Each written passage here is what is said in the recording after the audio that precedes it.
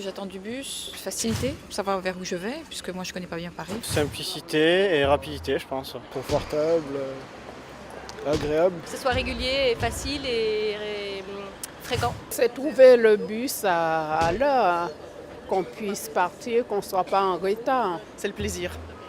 Le bus, c'est comme un moyen de tourisme finalement. It's cheaper and in exact time and quick. Plus je prends de l'âge, plus je préfère avoir l'oxygène toute la journée, quoi. Donc le bus, c'est l'oxygène. Ok. Et dimanche et jours fériés. D'abord des stations propres, hein. Il y a des gens qui traînent souvent des bouteilles d'alcool et il y a des gens, c'est pas toujours propre, hein. Des fois, je me mets à côté pour attendre le bus, hein. C'est une horreur pour trouver des billets, enfin. Si vous n'avez pas de passe Navigo, c'est pas un endroit où on peut acheter avec du cash, c'est pas normal, hein. L'information là est bonne, hein, pour nous dire le temps d'attente, quoi, hein. Et bon, c'est le côté pratique, je trouve ça bien. Je suis handicapée, donc j'apprécie de pouvoir m'asseoir. C'est avoir des arrêts de bus, on va dire, aux normes qui permettent d'attendre le bus, pas sous la pluie, avec des indicateurs d'horaire qui fonctionnent. Ce serait bien quand même. Et surtout que les horaires qui sont affichés soient respectés.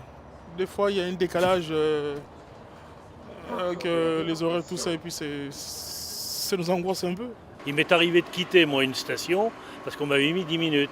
Or, j'avais fait 3 pas, le bus arrivait et repartait. Bonjour, vous pensez à valider un titre de transport, s'il vous plaît? Qui nous disent bonjour, qui nous disent un petit sourire. C'est un service public et je pense qu'il représente sa société et c'est important. L'autre jour, j'ai fait une remarque à quelqu'un. Il y avait une dame qui était handicapée, qui avait des problèmes. Et il m'a dit oui, je l'ai vu, mais bon, j'étais trop loin, je n'ai pas voulu me rapprocher. Il y en a un autre derrière dans 3 minutes.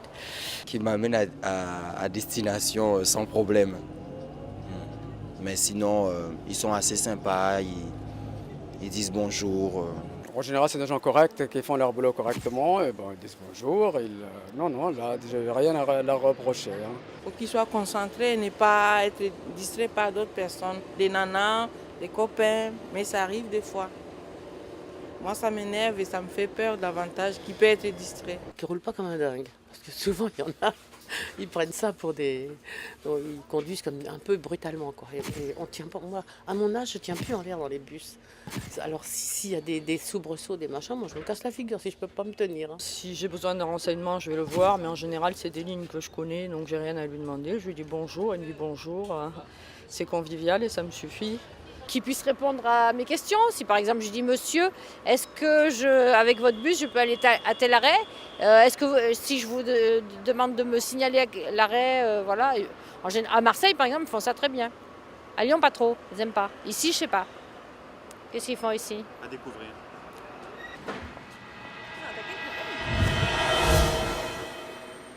Qu'il a une solution vite fait, si c'est possible. Si le bus en tombe en panne, j'espère qu'il tout de suite ait notre bus pour le remplacer.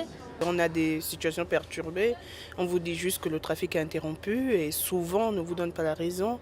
Très peu d'informations sur des alternatives ou des solutions que faites ceci, ça peut durer. Des fois, on nous dit rien, on nous dit descendez et puis attendez le prochain. Et puis, souvent, il y a une manque d'informations.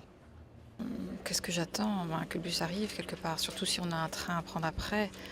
Donc probablement d'avoir une annonce, qu'on nous explique ce qui se passe, si ça va être un délai de 5, 10 ou de 2 heures, pour qu'on puisse prendre un autre moyen en alternative si c'est nécessaire. Quand il y a un bus qui va arriver en retard, qu'il le précise, quoi. Donc au pire que ça soit affiché bus en retard. Au lieu juste de nous mettre un horaire et que l'horaire, que le bus soit marqué qu'il va être en retard. S'il y a un souci, qu'on soit bien avisé aussi. Ça aussi, l'information est très importante sur ce côté-là. Mais pour le reste, tant que j'arrive à destination, c'est ce qui m'importe le plus. Qui nous remboursent. Qui nous rembourse? Pourquoi? Parce qu'on attend, on arrive en retard au boulot, et si on arrive en retard au boulot, ils ne nous payent pas, hein. On peut rouspéter, mais ça ne va rien changer. Donc, c'est soit on marche ou on attend, ou on prend un autre bus qui peut nous rapprocher, etc. Mais j'attends rien. Enfin, personnellement, j'attends rien.